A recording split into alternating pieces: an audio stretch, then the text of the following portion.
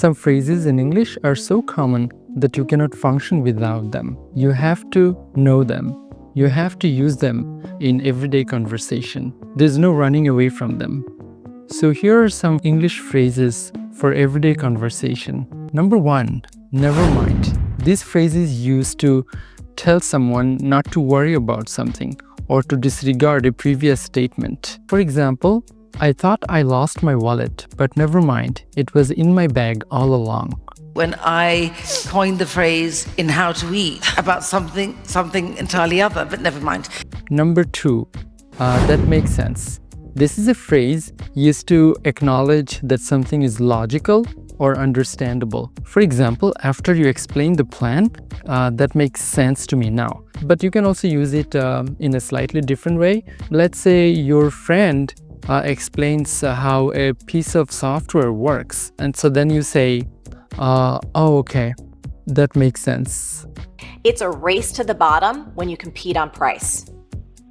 Yeah, I see. Yeah, it does make sense, yeah. Number 3, by the way. This phrase is used to introduce a new topic or to add some extra information. For example, you can say, by the way, have you seen the new movie that just came out?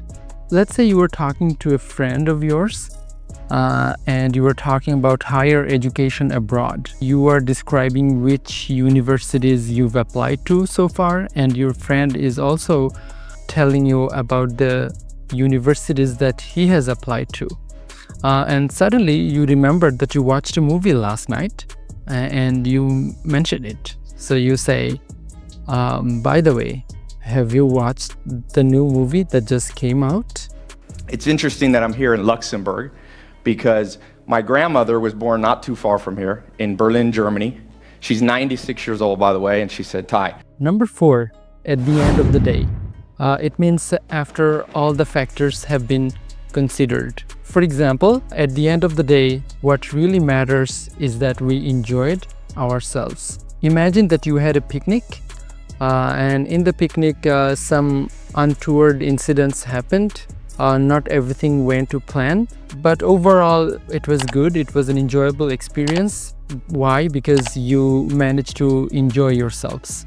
So you say, at the end of the day, what really matters is that we enjoyed ourselves. How do you negotiate being in all these very complex, very engaged relationships with lots of different collaborators, and yet at the end of the day, you know, it's your name, it's your face in the album cover? Number 5, on the other hand, this phrase is used to present a contrast or an alternative perspective.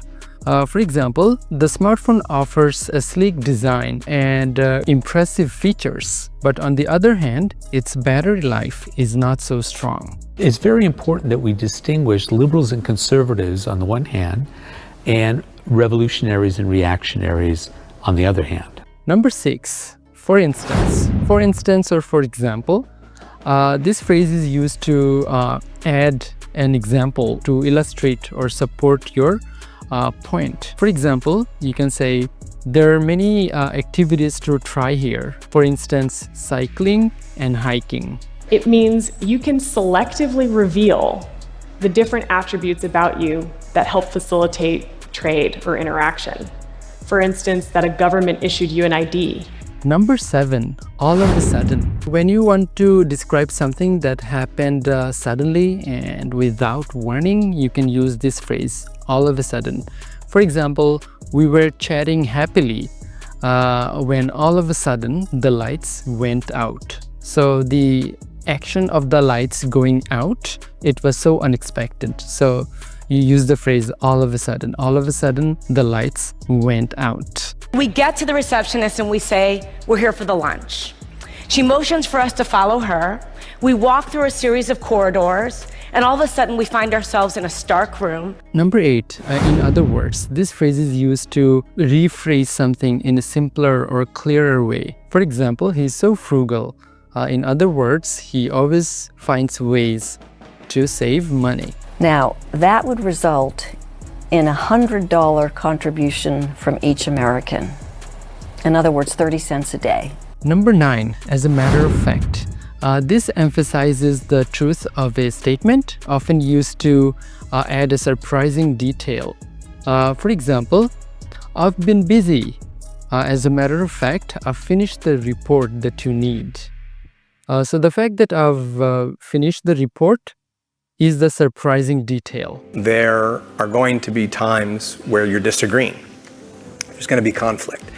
As a matter of fact, you probably had some conflicts today. Number 10, you know. This is used as a filler word when you are thinking about what you are going to say next. For example, I was very nervous, before my presentation. Known for having a good memory, which was highly suspicious, right? Because a spy has to remember a lot of things. Number 11, I mean. This phrase is used to explain something further. The concert was amazing. I mean, the band was phenomenal. You begin by saying the concert was amazing, but then you explain it further by saying that the band was phenomenal or the performance of the band was phenomenal.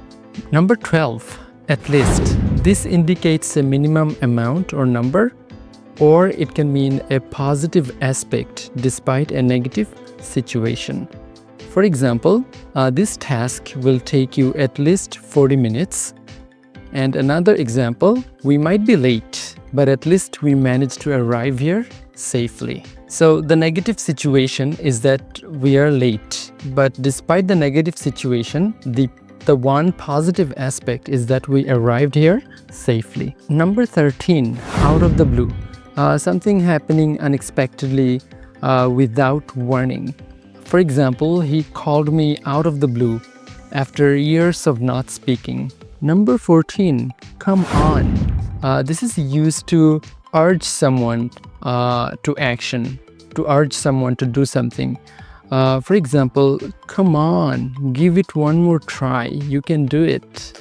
Number 15, to be honest. This phrase indicates that you are about to speak frankly or reveal your true feelings about something. For example, to be honest, I did not expect such a warm welcome. Number 16, as soon as, immediately after something else happens. I'll let you know as soon as I finish my work. Number 17, better late than never. It means that it's preferable to do something late than to not do it at all. For example, she finally apologized. Better late than never. Number 18, give me a break. This phrase is used a lot in everyday conversation.